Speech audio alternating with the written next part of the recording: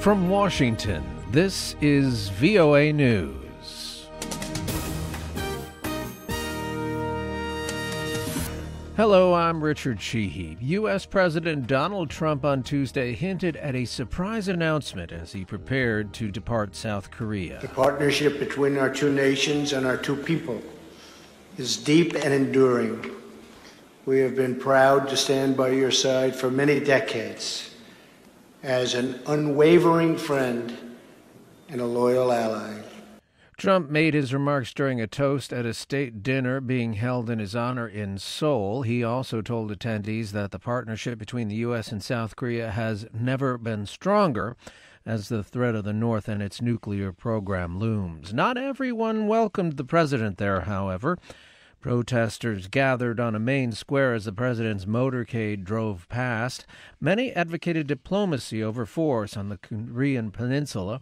As one protester put it, if he wants peace in the world as a president of the most powerful nation, he should come out for negotiation for unconditional talks with North Korea. The president heads next to China.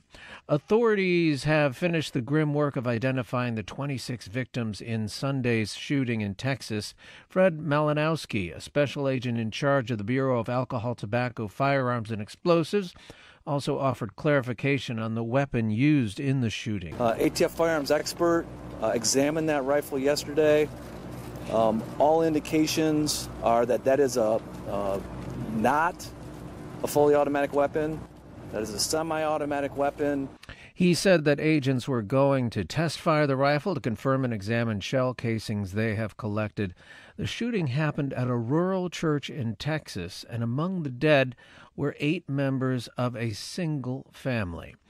You can always point your browser to voanews.com. We're also on Instagram, Facebook, and Twitter. This is VOA News. French and Swiss police Tuesday arrested 10 people suspected of planning an attack just days after France adopted controversial new anti-terror legislation. Lisa Bryant has more on the cross-border raids. Media reports say 9 people were arrested in France and the 10th in Switzerland during police raids that targeted suspects ages 18 to 65. Those detained reportedly included a pair of radicalized brothers known to French intelligence. The arrests mostly took place in the Paris suburbs and southeastern France, and they apparently were in response to an increase in communications via social media app Telegram. According to reports, intelligence officials believe that vague plans were being discussed for violent action, possibly targeting France's southern Côte d'Azur region. The government says France has thwarted 32 attacks since 2015, including 13 this year alone. Many people are fearful of more to come. Lisa Bryant for VOA News, Paris. A bomb and gun attack on the headquarters of a private Afghan television station in Kabul Tuesday left at least 4 people dead and more than 20 wounded. The Islamic State claimed responsibility. 3 more explosions were also heard during the siege, which lasted several hours before Afghan security forces gunned down the attackers. NATO is set to increase its Afghanistan training mission by some 3,000 troops. Andrew Palczewski has more. The fresh NATO personnel will not have a combat role, but the alliance hopes more soldiers can train the Afghan Army and Air Force to complement U.S. President Donald Trump's strategy to send more American counterterrorism troops to the country. NATO Secretary General Jens Stoltenberg made the announcement at a news conference Tuesday. In particular, we are focusing on training the Afghan Special Operation Forces, which have proven so key in the fight against the insurgents, the terrorists, the Taliban. NATO defense ministers are expected to approve the deployment as part of a 2-day meeting that begins Wednesday.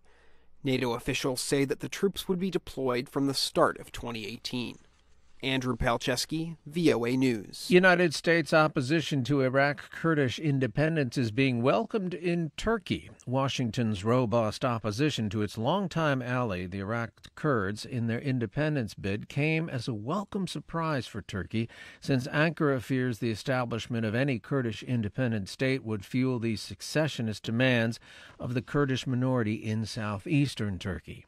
The United Nations is demanding that the Saudi-led coalition allow humanitarian aid to Yemen through all ports and airports. A UN spokesman warned that, quote, any further shocks to imports of food and fuel may reverse recent success in mitigating threats of famine.